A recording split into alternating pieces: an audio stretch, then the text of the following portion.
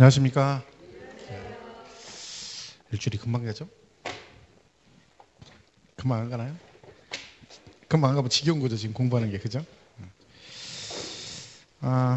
지난주에 그 교재는 뭐 받으신 거 있고, 세법은 이번 주, 그러니까 예정은 내일 나오는 걸로 되어 있습니다. 그래서 다음 주에 아마 교재를 받으실 수 있을 겁니다. 그래서 이번 주까지만 프린트로 하고, 다음 주부터는 기본서 가지고 하겠습니다. 기본서 많이 먼저 받는 게 그렇게 좋지는 않습니다. 먼저 받아봤자 책만 두껍고 책 쳐다보면 깝깝하고 그런 생각이 들죠. 차라리 이걸로 받으면 찔끔찔끔 받으니까 이것만 딱 놓고 보면 양이 얼마 안 되잖아요. 그 왠지 모를 자신감이 생길 수 있는데 교재를 딱 받아버리면 일단 막 그죠? 민계공 막 책 이렇게 두꺼우니까 쳐다보면 깝깝하죠. 그죠? 이게 장단점이 있어요. 근데 어쨌든 싶으면 다음 주는 뭐 받을 수 있으니까 그때 보시도록 하고, 앞에 지난번에 이어서 프린트 나온 거 있죠? 그거 쭉 보겠습니다. 여기다 뭐 필기 같은 거 할 필요 없다 그랬죠? 필기 해봤자 보지도 않으니까. 그리고 이 프린트는 뭐 나중에 볼 것도 아니고 기본서 보시면 되기 때문에 설명 듣는 게 중요하다 말씀드렸죠?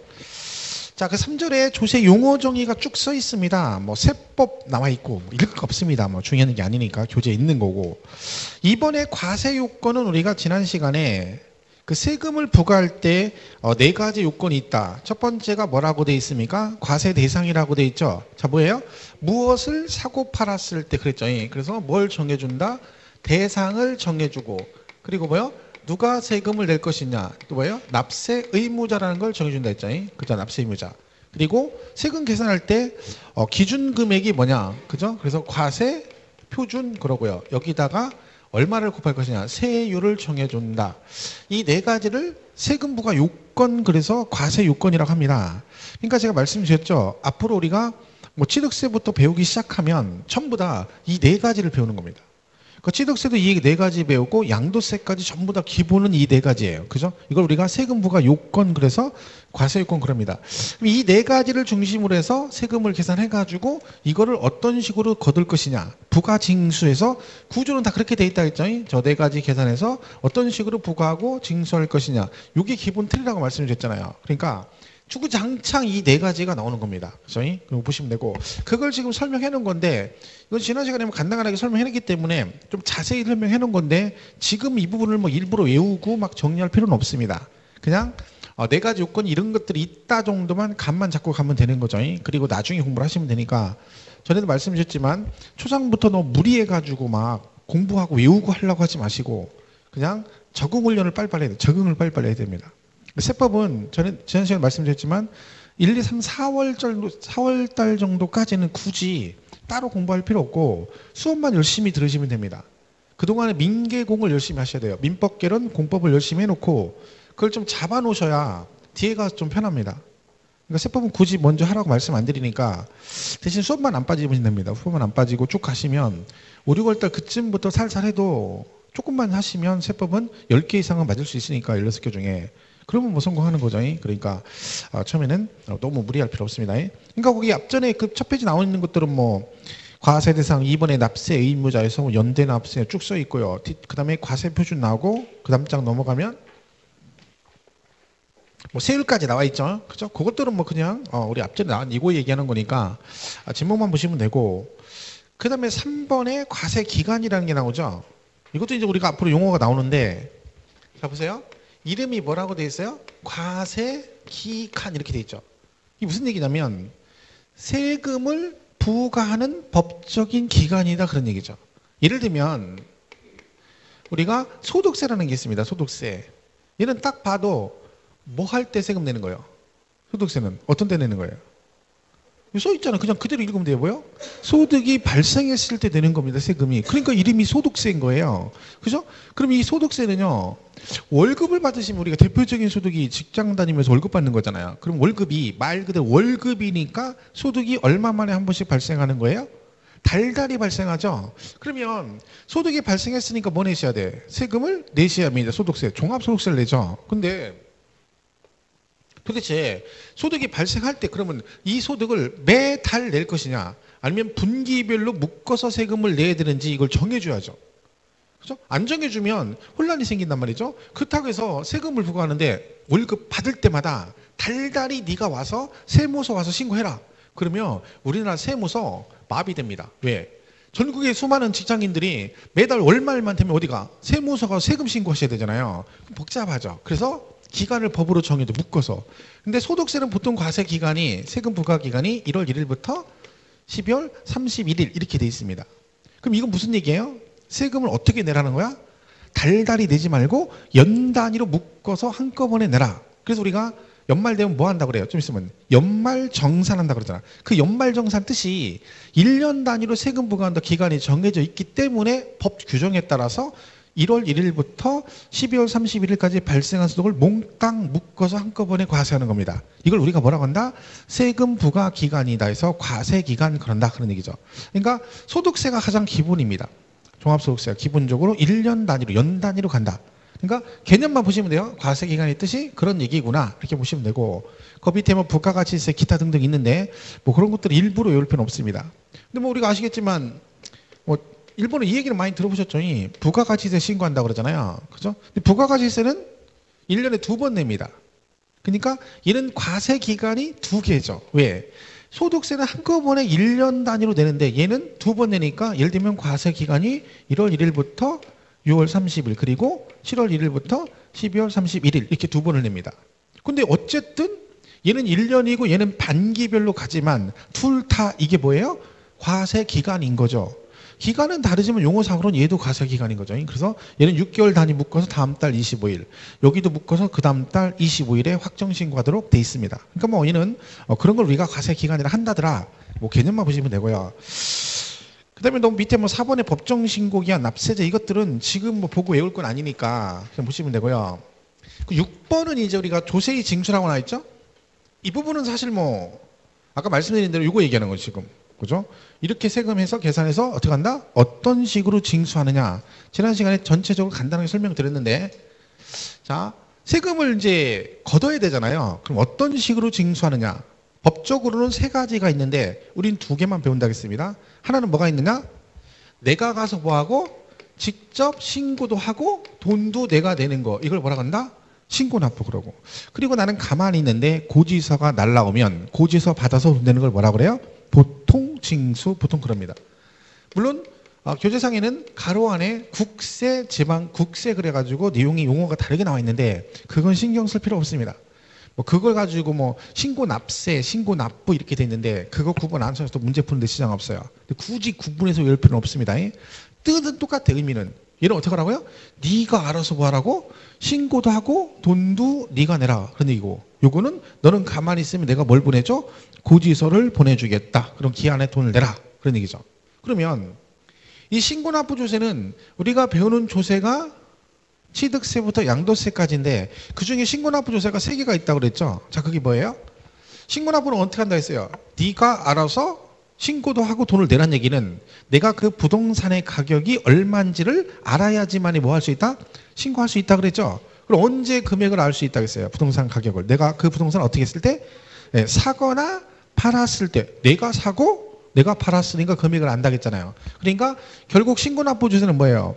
취득했을 때 내는 세금, 그죠? 취득세하고 그리고 뭐 등록세 그리고 팔았을 때 내는 세금인 양도세를 신고납부할 수 있다. 그랬죠? 근데 재산세하고 뭐는요?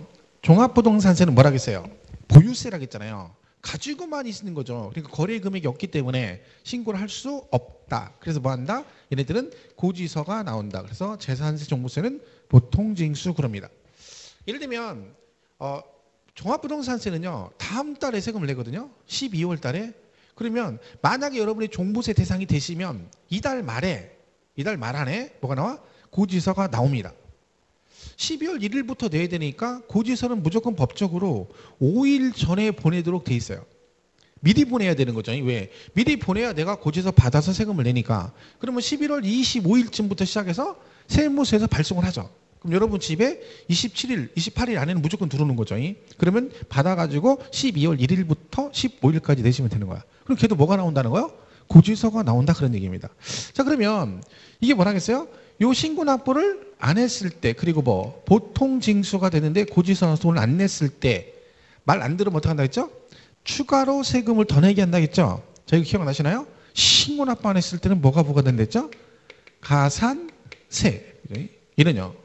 가산금이 부과됩니다. 저희 유치원 시간 했었죠? 신고는 시옷으로 시작했으니까 끝날 때도 뭘로 끝난다? 시옷으로. 그래서 신고 납부는 가산세. 그러고 보통 징수에서 안 내시면 가산금이 부과된다. 그랬잖아요. 그러니까 뭐 이거는 그냥 가볍게 보시면 되는 거죠.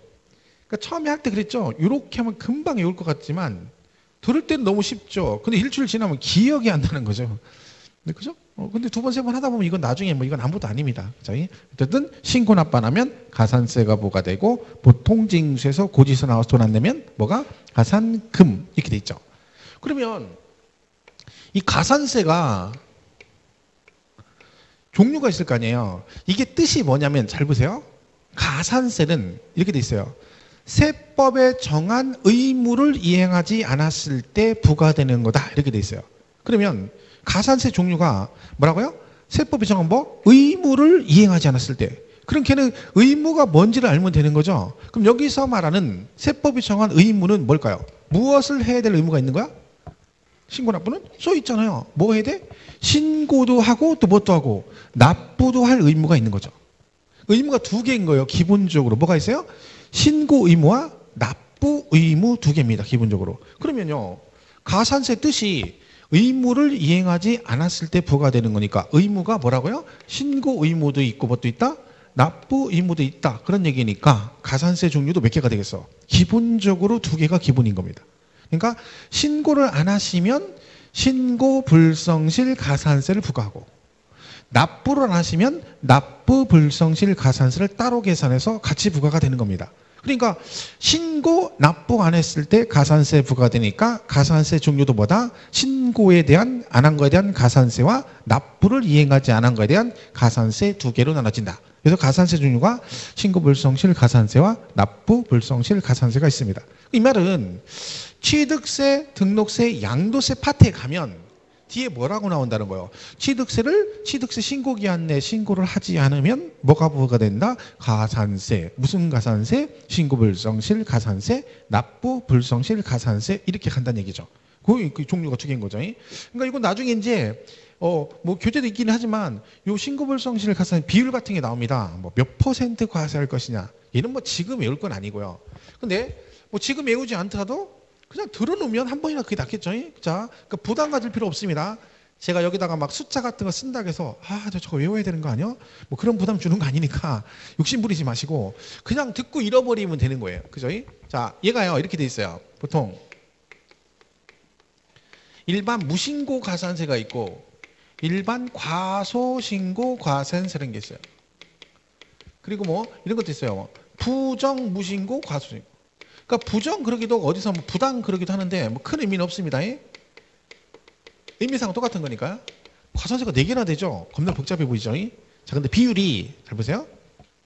이 나누면 의미상은 2개예요. 그죠? 자, 일반 2개, 부정 2개 그 얘기죠. 그러면 여러분 앞에 부정이란 말이 붙었다는 얘기는 보세요. 무신고 뭐예요? 신고를 안 했다는 얘기잖아. 그럼 취득세 신고를 안 한 거예요. 근데 앞에 부정이 붙었다는 얘기는 얘가 신고를 왜 안 했다는 거예요. 여기는 얘는 일반도 있고 부정도 있잖아. 둘 다 무신고잖아. 그럼 얘는 일반 무신고고 얘는 뭐예요? 부정 무신고래. 부정의 뜻이 어떤 의미겠어요? 얘가 세금을 왜 신고를 안 했다는 거예요? 생각해 볼 때 부정자가 들으니까 뭔가 문제가 있는 거죠. 뭐예요?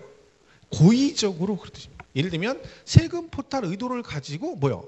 일부러 그랬다는 거지. 일부러. 그러니까 얘가 세금 포탈 세금을 띄어먹으려고 일부러 작정을 하고 신고를 안 했다 그런 의미입니다.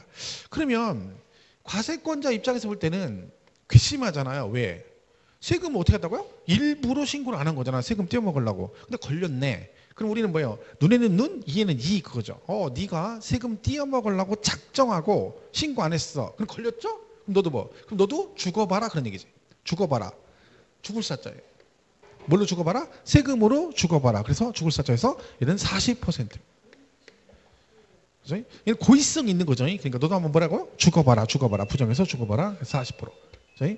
얘는 근데 일반이라는 의미는 뭐겠어요? 고의성이 없다. 그런 뜻이죠. 그러니까 얘는 근데 보세요. 얘는 무신고고 얘는 뭐라고 돼 있어요? 과소신고라고 돼 있죠. 그럼 둘 중에 둘 중에 그나마 상대적으로 둘 중에서 착한 애가 누구요? 뭐 착하다는 표현은 이상하지만 그죠? 그나마 착한 애가 무신고예요? 과소신고요? 그렇지. 과소신고는 어쨌든 신고는 하기는 한 거고 얘는 아예 안 했잖아요. 그러니까 너는 아예 신고 안 했으니까 요거의 반절인 20% 내고 너는 신고를 하긴 한 거니까 그거의 반절이 몇 프로? 10%. 그래서 일반은 무신고가 20이고 과소는 10이에요. 그런데 부정은 보면 여기도 무신고고 여기도 과소신고잖아요. 근데 왜는 둘 다 40이냐? 여기 싸가지 없는 건 똑같다는 얘기죠. 왜? 둘 다 의도가 뭐요? 세금 포탈 의도를 가진 거니까 똑같이 뭘로 가? 40%로 간다는 뜻입니다. 그래서 우리가 부정은 무신고건 과소신고건 얼마? 너 한번 뭘로? 세금으로 죽어봐라. 그래서 죽을 사쳐서 40%로 간다. 이렇게 보시는 거죠. 그 다음에 납부를 안 하시면 얘는 하루 지날 때마다 10,000분의 30 추가됩니다. 그러니까 신고를 안 하고 돈도 안 냈을 거 아니에요. 그럼 기한 지나고 날짜 하루 지날 때마다 0.03%씩 추가됩니다. 그러니까 이거는 그러니까 금액이 굉장히 1년으로 따지면 10.95%가 나옵니다. 365일 곱하기 0.03 그러면. 근데 얘는요. 날짜 딱 지나자마자 바로 20% 40% 붙는 거예요. 그러니까 신고불성질 가산세가 큰 거죠. 왜? 얘는 열흘 있다 내면 얼마만 곱하면 돼? 0.03 곱하기 10에서 0.3%만 추가하면 되죠. 얘는 근데 오늘까지 신고해야 돼. 안 했어. 그럼 그 다음날 딱 가면 20% 40% 바로 붙는 거죠. 이게 큰 거지. 그럼 만약에 여러분이 예를 들면 내가 오늘까지 취득세 신고를 해야 되는데 돈이 갑자기 오늘까지 누가 주기로 했는데 일주일 있다 준대요. 그럼 세금을 일주일 후에 내야 되잖아요. 그럼 어차피 뭐는 내야 돼? 가산세는 내야 되잖아요. 그럼 가산세를 적게 내려면 일단은 뭐는 하는 게 좋다? 그렇지. 신고는 일단 하는 거예요. 그러면 나는 신고를 했잖아. 돈은 안 냈지만. 그럼 뭐는 안 내? 가산세를. 신고 불성실 가산세는 부과를 안 하죠. 왜? 신고를 했으니까. 그럼 뭐만 하는 거야? 납부만 하는 거니까 그때 가서 납부 불성실 가산세만 하루 0.03% 내면 되는 겁니다. 그러니까 세금을 떼어먹을 작정이 아닌 이상은 뭐는 해라? 돈 없어. 신고는 일단 하는 게 좋다. 그죠? 그런 얘기죠. 그 다음에 가산금은 얘도 종류가 두 개입니다. 일반 가산금이라는 게 있고 중가산금이라는 게 있어요. 자, 일단 얘는 뭐가 일단 나와? 고지서가 일단 나와. 그죠? 그럼 여러분 고지서 보시면 납기가 있잖아요. 납부기한. 그죠? 납부기한. 그 납기가 재산세를 예를 들면 재산세 같은 경우는요. 이렇게 나왔어요. 7월 달에 나오면 7월 16일부터 7월 31일까지 해서 이게 납기입니다. 그럼 만약에 요 31일까지 재산세를 안 내면 뭐가 부과된다는 거요? 가산금이 부과된다는 얘기잖아요. 그죠? 근데 가산금이 종류가 두 개라는 거야. 잘 보세요. 일반 가산금은 뭐냐면 요 납부기한 있죠. 7월 31일까지 이제 고지서에 써 있는 기한 있죠. 그때까지 안 내면 딱 붙는 거예요. 무조건 3%가 붙어요. 일단 고지서가 나왔는데 기한이 나와 있어. 근데 그때까지 안 냈다. 그럼 몇 프로? 3%. 그럼 예를 들면 이번 달 말에 종합부동산세 내시는 분이 고지서가 나올 거 아니에요. 그럼 12월 1일부터 언제까지 내야 돼? 15일까지 내셔야 돼. 그죠? 근데 12월 15일까지 안 내면 뭐가 붙어? 일반 가산금 몇 프로? 3%가 붙는 거예요. 그럼 얘는 그냥 무조건 자동으로 붙는 거예요. 그럼 여러분 혹시 그러니까 우리나라의 국가나 지자체에 나오는 모든 고지서에는 금액이 몇 개가 써 있어요? 하나만 써 있나요? 아니죠. 다 몇 개 써 있어? 두 개가 써 있습니다. 뭐라고 돼 있어? 납기 내 금액과 뭐가 있어요? 후 금액이 있습니다. 그럼 이런 거죠. 재산세가 나왔는데 고지서에다가요 10만 원이래요. 그럼 이 10만 원을 10만 원만 써서 내보냈어. 그럼 7월 31일까지 안 냈어. 그럼 어떻게 해야 돼요? 원주시에서 다시 그 10만 원에 얼마? 3% 붙여서 10만 3천 원에서 고지서를 또 내보내야 돼. 그죠? 그럼 일이 이중으로 드는 거죠. 비용도 들고. 왜? 어차피 얘는 이때까지 안 내면 법으로 3% 내게 돼 있으니까 두 번 할 필요 없이 처음부터 고지서 한 장에 내보내는 거예요. 그래서 납기 내 금액은 이때까지 내는 거고 31일까지 안 내면 그 밑에 뭐가 있어? 납기 후 금액이 있어요. 그 후 금액이 뭐겠어? 그 원금에다가 뭐가 붙은 거예요? 일반 가산금 3%가 붙은 거지. 그러니까 그래서 한 장에 나가는 거야. 그러니까 후 금액은 다 원금에 뭐가 붙은 거다? 가산금 3%가 붙은 겁니다. 그러면요. 얘가 3%가 붙었어요. 그럼 납기 후금이 있을 거 아니에요. 근데 이 사람이 뭐래? 어차피 안 낸 거 그까지 한번 가보자. 언제까지 가나. 계속 안 내. 한 달 지나, 두 달 지나, 9월, 10월, 11월 이럴 수도 있잖아요. 그러면 이 사람이 10월, 11월, 1월, 2월 다음 년도 1월, 1월 계속 안 내더라도 계속 3%만 붙여서 부과를 하면 과세권자 입장에서는 세금은 걷지도 못하고 계속 뭐요? 고지서만 계속 보내야 되잖아요. 그 얘는 세금 안 내고. 그러니까 뭐가 있느냐? 만약에 네가 31일까지 안 내면 3%부터 내면 돼. 그죠? 근데 그리고 계속 안 내잖아요. 그럼 추가로 가산금을 또 부과합니다. 이게 뭐냐면 그때는 1개월 단위로 기한이 지나고 한 달 지날 때마다 추가로 1.2%씩 나옵니다. 그럼 만약에 8월 달까지 내면 괜찮은데 8월 31일까지 안 냈다. 그럼 9월 달 가버리면 7월 30일 한 달 지났죠. 그럼 한 달 지난 거에 대한 1.2%를 추가로 내는 거야. 그럼 예를 들면 이 3%는 무조건 내는 거에다가 여기다 1.2% 추가되는 거죠. 그럼 4.2%가 되는 거예요. 이런 식으로 한 달 지날 때마다 추가로 계속해서 내는 걸 뭐라고 한다? 중가상금 그럽니다. 물론 여기는 뭐 내용 여러 가지 있습니다만, 그죠? 요건 추가적으로 나중에 기본적인 사항들은 세부적인 사항은 나중에 배우시면 되고 일단 의미만 이해하시면 돼요.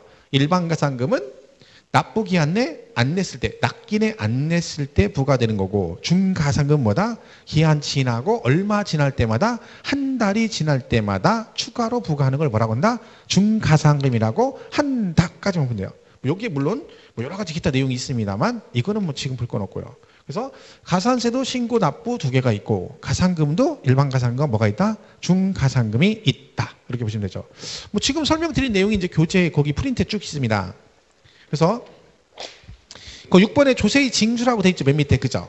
거기 보면 신고 납부 이렇게 돼 있죠. 그 설명해 놓은 거니까 읽을 필요 없습니다. 지금 칠판에 설명한 거 들었으면 그걸로 족한 거예요. 그죠?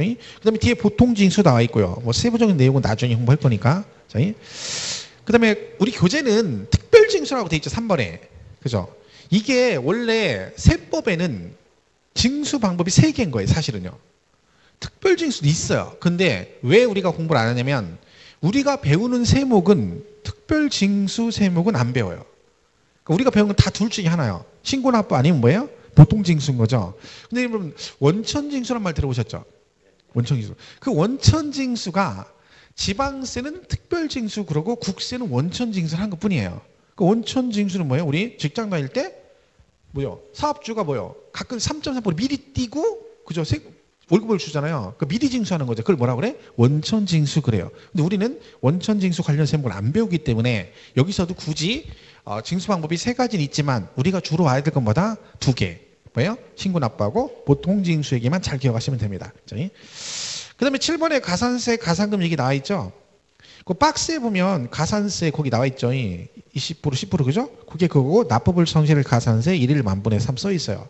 그러니까 지금 뭐 설명한 거 보시면 되니까 요 내용들은 나중에 공부하실 때 구체적으로 보시면 됩니다. 그러니까 제가 이제 설명하고 나면 지금은 그냥 뭐 요 부분을 중심으로 구체적으로 공부하지 마시라고 안 읽는 거고 실제 기본서 가지고 이제 1월 달 정도 강의 들어가면 요 내용 설명하고 나면 교재에 그 해당된 부분을 읽습니다. 같이 중요한 부분들은. 그러니까 그 부분들은 그때 가서 보시면 되니까 지금은 그냥 그 프린트 없이 그냥 딸랑하기가 뭐하니까 드린 거니까 그냥 그런 식으로 보면 되고요. 그 지금 설명한 얘기 써 있는 거니까 보시면 되고 그 다음에 가산금도 나와 있잖아요. 중간에 2번에 그죠? 그것도 일반 가산금 있고 뭐라고 돼 있어요? 중가산금 2개가 있죠. 그죠? 그러니까 일반 가산금과 중가산금이 있구나. 이렇게 보시면 되고요. 그 다음 가면 8번에 면세점이 나오고 그다음 뭐 있어요? 소액징수 면제가 있습니다.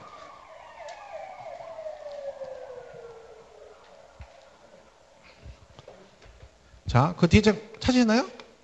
뭐 하긴 교재 안 봐도 돼요. 설명 들으면 설명 듣고 이해하면 끝나는 거니까 그죠?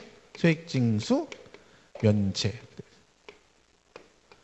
자, 요 뜻이 뭐예요? 그대로 해석하면 면세점. 뭔 뜻이겠어요?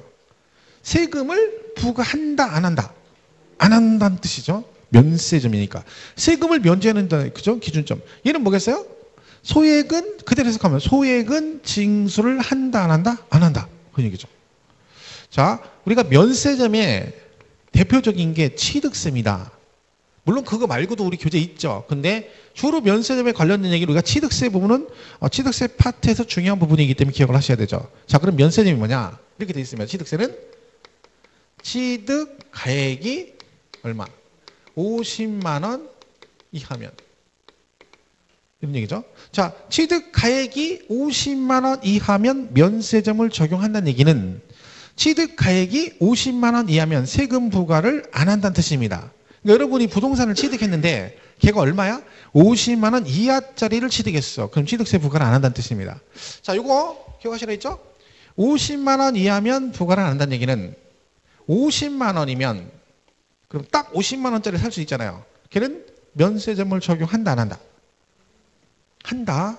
이하니까 얘까지 포함해서 50만 원까지는 면세점을 적용한다. 그 얘기는 내가 취득한 게 50만 원짜리를 사게 되면 취득세를 낸다 안 낸다? 안 낸다 그런 얘기죠. 그러니까 50만 원까지는 부과 안 한다는 거죠.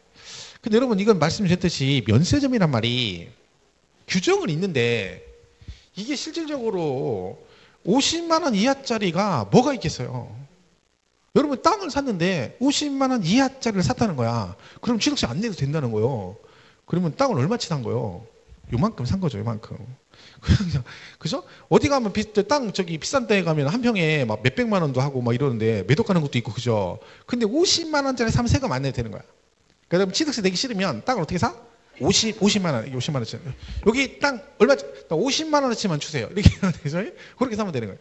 규정은 있는데 실제로 거의 적용이 안 된다고 봐야 돼요. 근데 자동차 같은 거 해당될 수도 있죠. 뭐 있다 있어요?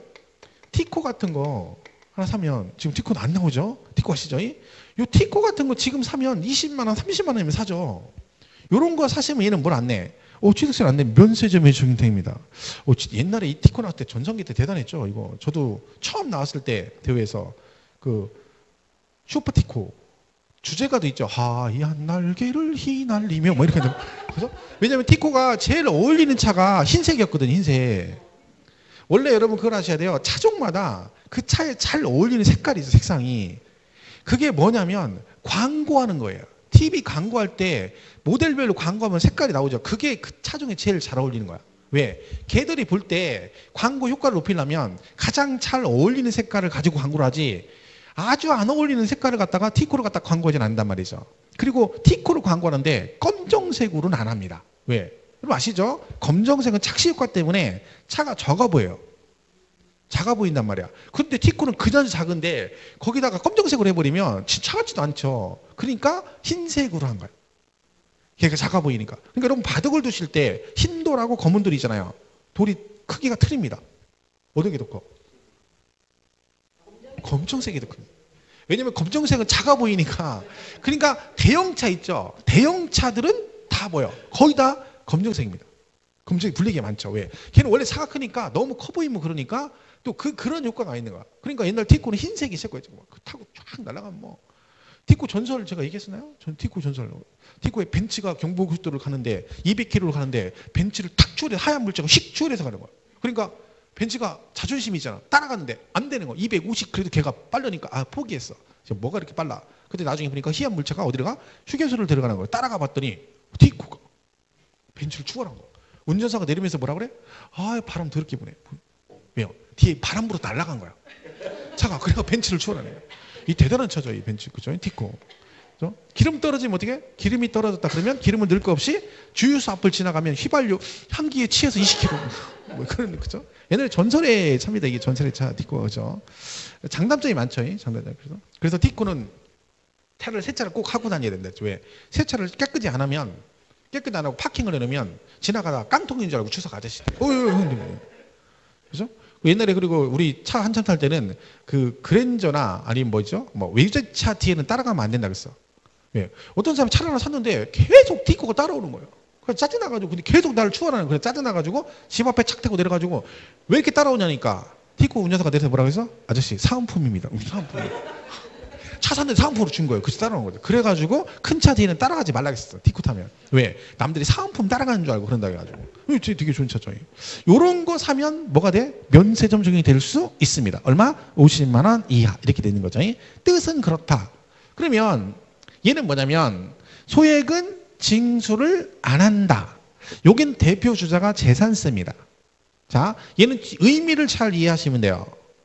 얘는 보통징수에만 있는 거예요. 지방세에만 있고 보통징수. 왜? 얘는 뭘 절약하느냐면 고지서 작성 비용을 절약하겠다 그런 뜻이에요. 그러니까 여러분 고지서가 나가면 작성 비용이 들어가잖아요. 원가가 들어간단 말이에요. 왜냐면 고지서 만들려면 그 종이 비용도 들고 또 뭣도 있어요. 나중에 보내려면 뭐 우표값도 들어가거든요. 그죠? 그럼 비용이 들어간단 말이야. 근데 그 비용보다 원가보다 뭐 세금이 더 작아. 그러면 배보다 배꼽이 더 크잖아요. 그러니까 징수해봤자 손해니까 그런 경우는 징수한다 안 한다? 안 한다. 그럼 여기서 의미는 그런 건데 그럼 여기서 소액은 얼마를 얘기하느냐? 소액은 이때 소액은 2,000원 미만을 얘기합니다. 자 그러면 재산세는 2,000원 미만으로 나오면 징수를 한다 안 한다? 안 한다. 이걸 뭐라 그래요? 소액징수 면제 그런 뜻이네요. 그러면 이 말뜻은 고지서 한 장 보낼 때 원가가 거의 얼마 가까이 들어간다는 거예요. 2,000원 가까이 들어간다는 얘기네요. 그러니까 내가 1,950원이 들어간다. 만약에 고지서 한 장 비용이. 그럼 재산세는 1,500원이에요. 그러면 걷어봤자 손해잖아. 그러니까 그런 건 징수하겠다 안 하겠다? 안 하겠다. 이걸 우리가 소액징수 면제라고 합니다. 그럼 이때 2,000원 미만이면 징수 안 한다는 얘기니까 그러면 2,000원이면 재산세를 징수한다는 얘기 안 한다는 얘기 2,000원이면 한다는 얘기. 미만까지는 징수 안 하니까 미만이니까 얘는 포함하지 않고 1,999원까지는 징수를 안 한다. 그 얼마부터 징수한다? 2,000원. 그러니까 시험에 실제로 이렇게 나왔죠. 재산세액이 2,000원인 경우는 재산세를 징수한다 해서 맞는 지문으로 나왔습니다. 그러니까 그런 식으로 시험에 언급이 되기 때문에 제가 첫 시간에 이상, 이하, 미만 초과를 자꾸 말씀드린 이유가 그런 거 나왔을 때 틀리면 안 되잖아요. 그죠? 그러니까 거기까지 기억해야 돼. 근데 공부를 어디까지 해야 되냐면 소액징수 면제가 나왔어. 그러면 2,000원 미만이면 징수하지 않는다. 여기까지만 공부하면 안 되는 거예요. 아예 공부할 때 어디까지 가야 돼? 2,000원 미만이면 징수하지 않는다는 얘기니까 그러면 2,000원이면 징수한다. 여기까지 아예 처음부터 공부를 해야 돼. 그래야 만약 얘가 시험에 나왔을 때 2,000원이면 징수하니 안 하니라고 나올 수 있잖아요. 그럼 그때 가서 미만이니까 얘는 포함이 안 되는 거 이렇게 따지면 안 되는 거야. 읽자마자 2,000원이면 징수한다니까 안 한다 그러면 틀렸네 이래야 되는 거지. 그때 가서 생각하면 안 되는 거예요. 그러니까 평상시 공부할 때 어디까지 아예 공부를 해? 2,000원 미만이면 징수하지 않으니까 그럼 얼마? 2,000원부터는 징수한다. 이렇게 해버리면 문제가 어떻게 나오든 읽자마자 정답을 고를 수가 있는 거죠. 근데 그때 가서 생각하는 건 늦는 거야. 시험 보러 가서는 생각하는 게 아니에요. 걔는 그냥 읽고 답 쓰고 읽고 답 쓰고 그러는 거지 읽고 생각하고 답 쓰면 떨어져. 왜? 그럴 새가 어디 있어. 읽기도 바쁜데 무슨 생각을 해요. 생각은 언제 해야 돼? 지금 하는 거야. 그러니까 우리가 공부라는 게 뭐예요? 그 시험에 나올 만한 그 변수들을 다 미리 파악해서 그걸 익숙하게 훈련을 하는 거지. 그게 공부예요. 그리고 나서 시험 보러 가면 그 훈련한 대로 뭐예요? 읽자마자 바로바로 답을 고르는 거지. 그게 공부인데 그냥 왜 이것만 단순히 보고 나서 그때 가서 시험을 본다 그러면 안 되는 거지. 그때 가서 생각할 틈이 없다니까요. 그죠? 그래서 여기까지 보시면 돼요. 그러니까 숫자는 모르더라도 의미상은 이해하시겠죠? 이런 게 있다. 그죠? 보시면 됩니다. 그걸 면세점 소액징수 면제를 한다. 이렇게 보시면 되겠죠? 자, 그래서 거기 용어적인 뭐 총론은 그 정도까지만 가볍게 보시겠습니다. 그리고 이제 넘어가면 뭐가 나와요? 취득세가 나와요. 취득세. 그죠? 한번 보겠습니다. 자, 취득세는 세법은 되게 여기는 중요한 부분입니다. 저는 뭐 다른 과목은 얘기를 못 하는데 저는 항상 아예 대놓고 얘기를 합니다. 세법은 16개 중에 16문제 중에서 10문제만 맞으면 성공한 거예요. 사실 더 맞을 수는 있어요. 근데 왜 자꾸 이 얘기를 하냐면 공부를 해보시면 알지만 민계공 이런 거 하느냐고 세법은 공부를 못합니다. 시간 투자를 못해요. 문제수가 적게 나오니까 신경을 안 써. 그러다 보니까 후반전에 가서 공부를 하려고 하면 못합니다. 세법이 아무리 문제가 관계 얘도 책이 이렇게 두껍습니다. 그러면 몰아가지고 뒤에 가서 공부 점수 나올 수가 없는 거예요. 그러니까 얘는 16개, 10개 맞으면 잘하는 거예요. 두 자릿수만 맞으면 돼요. 그러면 뭐 얘는 진짜 잘하는 거예요. 그러니까 보통 그렇게 합니다. 그러면 10개 맞으려면 우리가 총론부터 양도세까지 배우잖아요. 근데 여러분 그 중에서 10문제 이상 나오는 게 세 파트에서 10문제 이상이 나옵니다. 세 파트에서. 취득세, 등록세, 양도세. 여기서만 이 세 파트에서만 무조건 10개 이상 나옵니다. 올해 같은 경우는 취득세 3문제 나오고 재산세 3문제 나오고 양도세가 6문제가 나왔어요. 그럼 몇 문제야? 12문제입니다. 그럼 내가 10개를 목표로 하면 이 3개만 다 맞추면 12개를 맞는 거야. 그죠? 근데요, 실제 공부는 어떻게 해요? 총론도 있고, 취득세도 있고, 등록세도 있고, 재산세, 종부세 다 있어요. 물론 수업 시간에 공부를 하는 거 맞아요. 전부 다. 저도 강의를 할 거고. 대신 여러분이 공부할 때 집중은 어디다 해야 되는 거야? 요 3개 위주로 가야 돼요. 3개. 이 3개 위주로. 그러니까 얘도 모르면서 뭐를 해? 이것도 모르면서 등록세나 종합부동산세를 공부하는 건 잘못된 거죠. 왜요? 등록세는요, 책을 다 외웠어. 그죠? 그리고 문제를 다 맞췄어. 한 문제. 왜? 걔는 한 문제밖에 안 나와요. 등록세는. 그러면 등록세는 죽으라고 공부를 다 맞춰봤자 한 문제밖에 안 되는 거야. 그럴 바에는 차라리 일단 여기다 집중하는 거죠. 그럼 여기서 10개 맞추면 그 다음부터는 등록 여유가 생기니까 총론도 맞추고 할 수가 있는 거야. 근데 여러분은 공부를 막 총론도 열심히 하고 물론 하면 좋죠. 근데 우리는 자격증 시험을 보는 거라니까. 자격증 시험을 보는 거니까 일단은 몇 점, 내가 목표 점수를 맞을 수 있는 정도 수준에서 거기다 집중을 해서 일단 점수를 따놔야 되는 거야. 그리고 나면 여유가 생기면 그 다음에 이렇게 가야 되는 거지. 막 처음부터 끝까지 막 해가지고 점수가 안 나옵니다. 특히 세법은 더나 그렇죠. 그러니까 뭐 다른 과목도 마찬가지겠죠. 따지고 보면 전 파트가 골고루 나오는 건 아니거든요. 어느 파트는 뭐 10문제 나오는 데도 있고 어디는 뭐 5문제, 어디는 3문제 이렇거든요. 그러면 한 문제 나오는 거나 5문제 나오는 거나 똑같이 공부하면 안 되는 거지. 그건 잘못된 거잖아요. 그죠? 그러니까 내는 10개 맞으려면 그냥 저는 대놓고 얘기합니다. 이거 3개 위주로 보라고 일단. 그리고 나머지 등록세 같은 건 수업 시간에 잘 들으면 되는 거야. 그리고 걔들도 나중에 막 문제 막 풀다 보면요. 의외로 쉽게 풀 수 있어요. 걔네들은. 굳이 시간 많이 투자 안 해도. 그러니까 무조건 3개 위주로 일단 가는 게 맞습니다. 그러니까 그렇게 따지면 오늘 배우는 취득세는 되게 중요한 부분이죠. 그게 가장 기본이 되는 거고. 자, 그러면 우리가 배우는 이 취득세 내용이 뭐냐면 이런 거죠. 보시면 내용은 기본 이거죠. 부동산 등을 뭐 했을 때, 이 부동산을 뭐 했을 때 되는 거예요? 세금을 취득했을 때. 이거죠. 그렇죠? 부동산 등을 취득했을 때 내는 게 취득세입니다. 자, 그럼 부동산을 취득하면 세금을 누가 내느냐? 얘를 이제 우리가 기본이 사실상 취득자 그럽니다. 얘가 세금을 내. 그럼 얘가 세금을 내려면 세금을 계산한다 했죠? 자, 세금 계산은 어떻게 한다? 얘는 어떻게 계산해요? 과세 표준에다가 뭘 곱해? 세율을 곱해서 세금을 계산합니다. 그죠? 이렇게 계산한 세금을 내야 되죠? 자, 세금을 취득세를 내는 방법은 금방 했죠? 징수 방법이 취득세는 뭐라 했어요? 보통징수 신고납부. 신고납부라겠죠? 그럼 취득세를 여러분이 가서 신고하고 돈도 내야 됩니다. 그래서 취득세는 신고납부예요. 그러면 여러분이 알아서 신고하고 돈 내래. 그럼 그래서 여러분 신고를 하려고 했어요. 그랬더니 뭐래요? 언제까지 하면 돼? 그랬더니 뭐래요? 네가 알아서 해. 아무 때나 해. 이래버리면 신고를 하겠습니까? 계속 안 하고 있지. 그래서 전화해서 왜 취득세 신고 안 했어요? 그러니까 내가 바빠가지고 못했네. 그럼 할게. 이런 식이겠지. 그래서 나의 날짜를 정해줍니다. 취득세 신고 납부 기한은 취득 일로부터 60일 이내 하도록 돼 있어요. 며칠이요? 취득일로부터 60일 안에 하도록 돼 있어요. 그러니까 취득한 날로부터 60일 안에 신고를 안 하면 무엇이 부과된다? 가산세. 그러니까 여러분 가산세를 부과하려면 뭐가 있어야 돼? 신고를 안 했을 때라잖아요. 그럼 내가 언제까지 신고할지를 정해줘야죠. 그리고 그 정해진 기간 안에 신고하면 가산세 부과 안 하고 그때까지 안 하면 뭘 부과돼?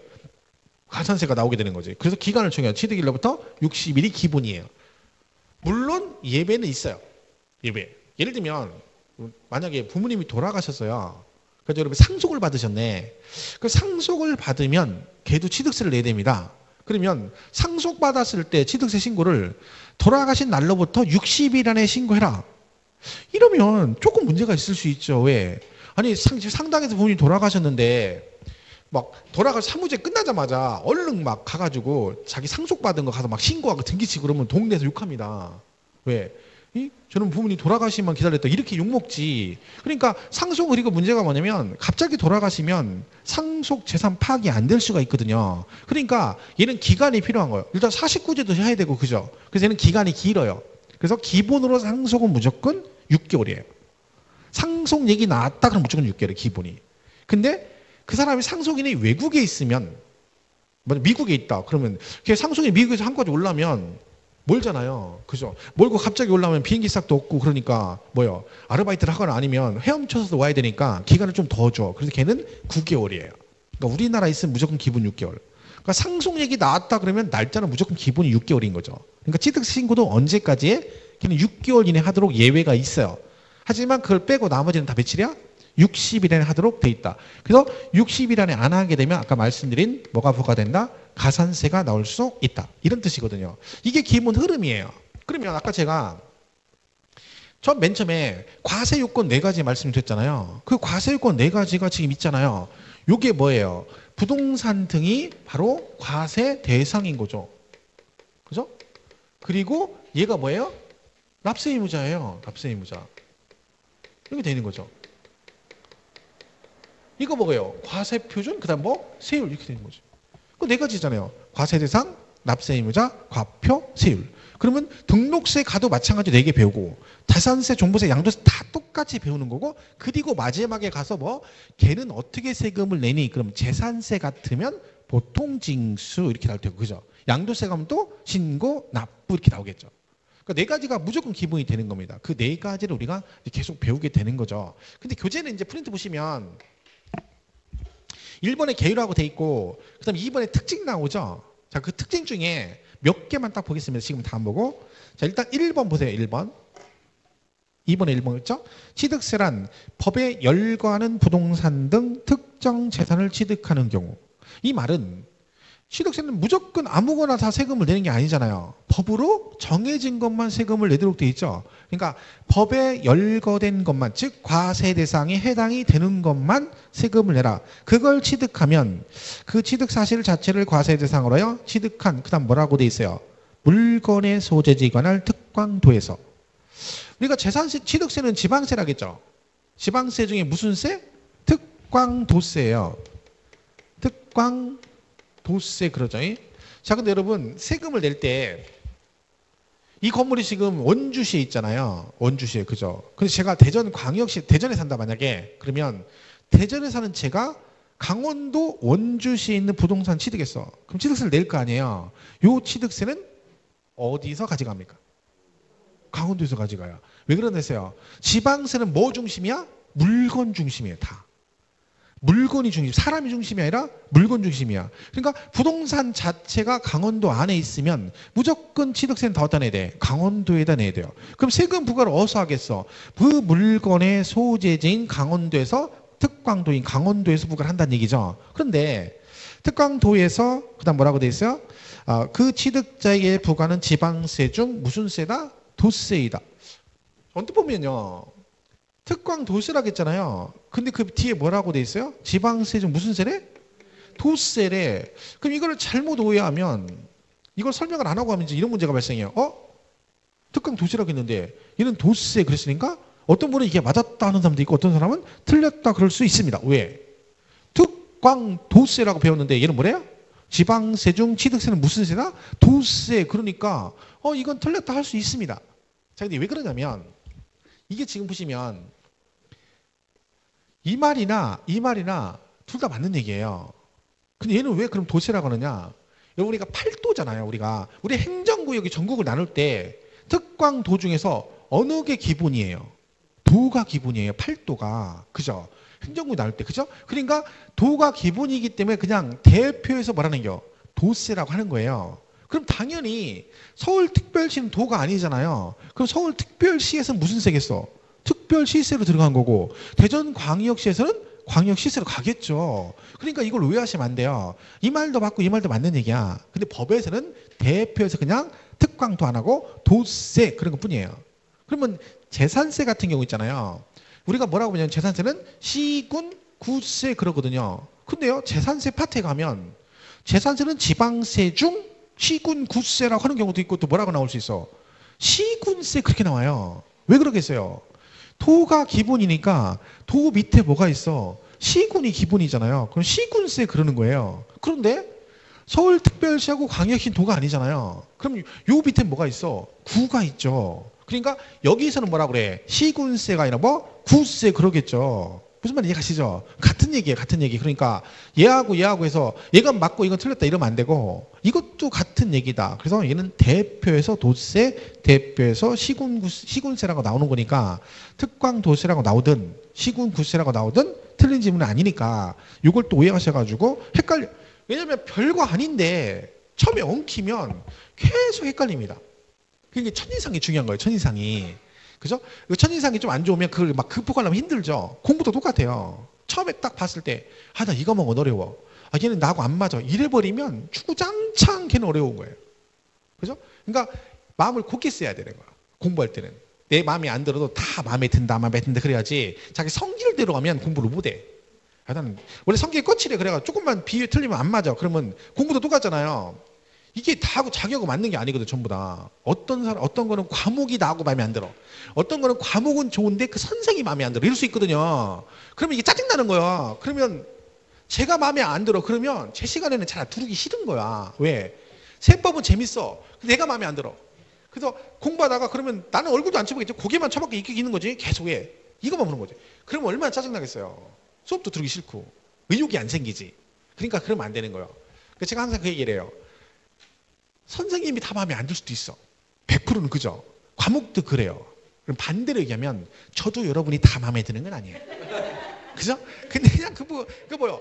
서로 팔자리니 하고 가야지. 서로 팔자리니 해야지. 그걸 갖다가 난 제가 마음에 안 들어. 이러면 안 되는 거예요. 옛날 수강생님이 그런 분이 있었어요. 어느 과목 선생님이 마음에 진짜 안 드는 거야. 자기는 그 강의 스타일도 마음에 안 들고 다른 건 다 좋은데 그 과목만 마음에 안 든대. 그래서 그 양반이 수업을 안 들어간 거예요. 계속 그건 빼먹고 혼자 거기는 공부를 했어요. 근데 그분이 재수를 하셨네. 근데 나중에 저한테 뭐라고 얘기하셨냐면 자기는 그게 너무 마음에 안 들어서 만들었는데 후회가 된다는 거예요. 왜? 중간에 개정이 되고 막 그랬어요.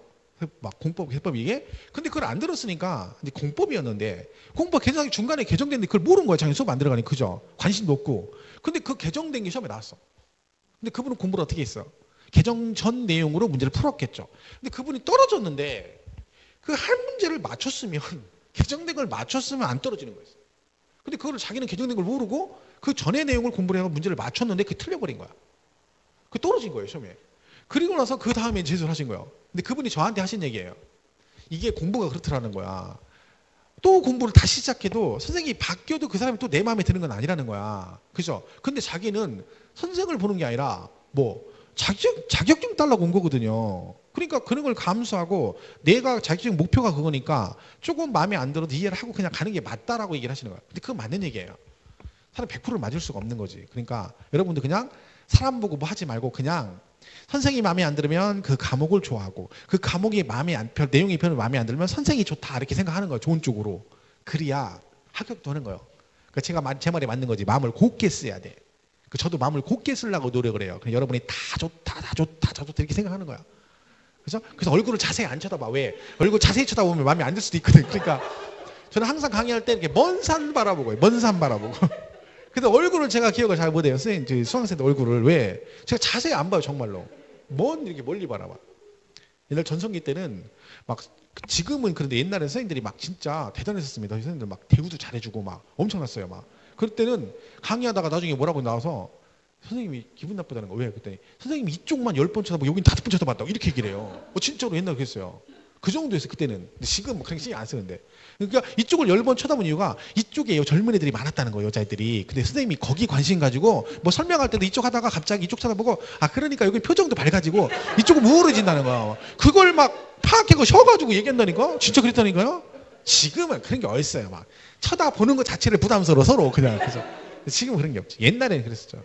그러니까 좋은 쪽으로 생각하고 이렇게 그래야 공부도 머리에 쑥쑥 들어오고. 그러니까 본인 생각에서 하는 거야. 딴 사람의 본인의 이익을 위해서 하는 거니까 혹시나 어떤 과목에 나는 이 사람이 뭐가 안 됐다 이렇게 생각이 들면 그렇게 생각하지 마시고 그냥 믿고 가시면 돼요. 지금 강의할 선생님들이 전부 다 뭐 짬밥들이 일단 뭐 이것만 밥 먹고 막 십몇 년씩 한 사람들이라 강의는 다 잘하시는 분만 오셨거든요. 제가 아는 분도 몇 분 계시고 뭐 그분들도 다 그렇습니다. 그러니까 그거는 뭐 신경 쓸 필요 없는 거야. 그러니까 본인만 마음을 잘 갖고 오면 무조건 합격할 수 있습니다. 1년 하면. 그래서 그런 개념 보시면 됩니다. 어쨌든 우리가 취득세는 요 내용을 기본적으로 배운다는 거 기억을 하시면 되죠. 자, 쉬었다가 요 내용 하나하나 저기부터 설명을 하도록 하겠습니다. 이거 치우지 마세요. 저희.